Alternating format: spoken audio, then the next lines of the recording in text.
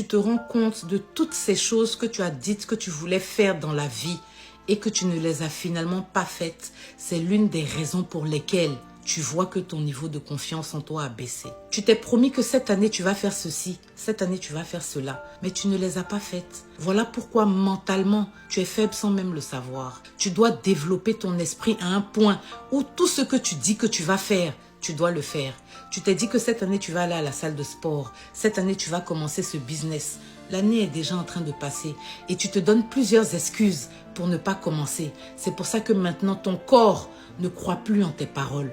Ton esprit se dit, s'il te plaît, tout ce que tu dis, je n'y crois plus. Tu dois développer cet état d'esprit où tout ce que tu dis, ou tout ce que tu écris, que tu veux faire, si ce n'est pas fait, tu ne passes pas à autre chose. Tant que ce n'est pas accompli, l'esprit humain est programmé pour le confort. Quand tu es dans ton lit, allongé, détendu, ton esprit te dit, pourquoi te lever pour faire ça? Relax, reste tranquille. C'est comme ça que ton esprit est programmé par défaut. Tout le monde veut le confort. Donc si tu te dis que tu vas faire quelque chose et que tu ne le fais pas, ton esprit commence à croire que tu n'es pas sérieux. Et là, tu développes une négativité profonde en toi. Sans le savoir, il n'existe pas de moment parfait.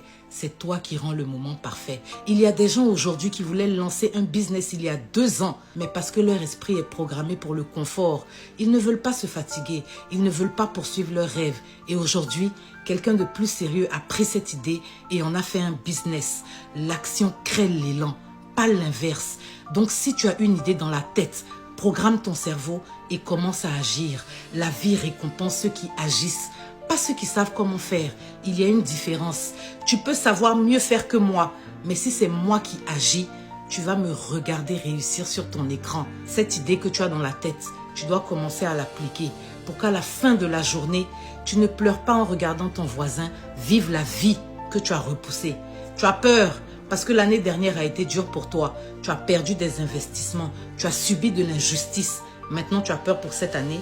Mais cette année n'est pas la photocopie de l'année dernière. C'est une nouvelle année. Allô? Ta peur n'est pas une prophétie. Les mauvaises choses que tu as subies, c'est ça qui devient ta sagesse et ton certificat d'entrée pour cette nouvelle année. Jette-moi cette peur inutile. Découvre ton plan. Poursuis ce plan. Rien ne pourra t'arrêter. C'est Dieu qui élève les hommes. C'est pas les chariots, pas les ascenseurs. Ta confiance naît quand tu respectes tes propres promesses. Tu vas y arriver. Garde l'œil ouvert.